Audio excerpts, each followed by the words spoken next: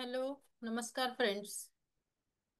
आजचा टॉपिक आहे science your insulin is too high. तुमच्या सर्वांचं आधी S I M fit and fine चॅनेलमध्ये सर्वांचं स्वागत आहे. आजचा टॉपिक आहे शरीरात इन्शुलिन जास्त असल्याची महत्वाची लक्षणं काय आहेत.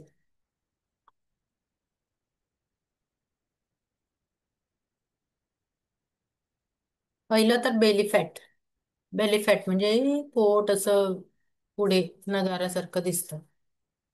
सेकंड आहे लो एनर्जी आफ्टर कार्ब. तुम्ही कार्बोहायड्रेट खाऊनही तुम्हाला असं वाटतंय की माझी एनर्जी लेवल कमी झाली आहे. Difficulty losing belly fat. तुम्ही चालताय, तुम्ही एक्सरसाइज करताय, तरी पण तुम्हाला असं वाटतंय की तुमचं बेली फॅट कमी नाही होत आहे. पीसीओज आणि फॅटी लिव्हर.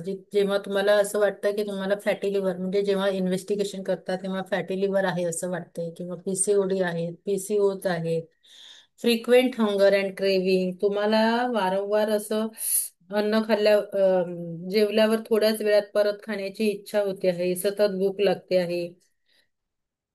पुन्हा तुम्हाला हाय युरिक ऍसिड तुमच्या रक्तामध्ये आहे किंवा हाय ट्रायग्लिसराईड तुमच्या रक्तामध्ये आहे आणि हाय ब्लड प्रेशर तुमचं आहे जेव्हा, आणि सारखं चिडचिड किंवा मूड स्विंग होतोय.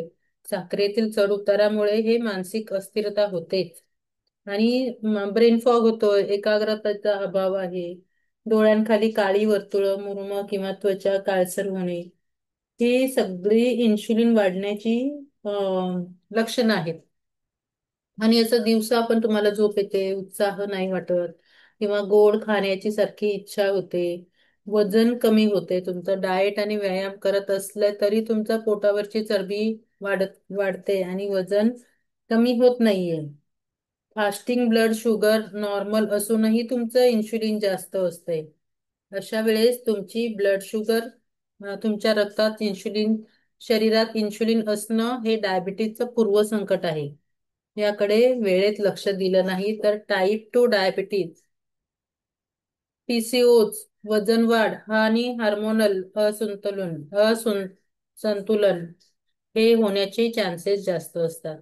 ह्याच्यासाठी नैसर्गिक उपाय काय आहे? रोज सकाळी चालायचंय, व्यायाम करायचंय. साखर आणि पॅकेट फूड्स खाणं टाळायचंय. 12 ते 14 तास फास्टिंग करायचंय. आपल्या आहारात आवळा, हळद आणि दालचिनीचा वापर करायचा आहे. आणि पुरेशी झोप आणि तणावपूर्ण दिनचर्या तुम्ही सांभाळायची आहे. तर हे होतं इन्शुलिन बद्दल. थँक्यू.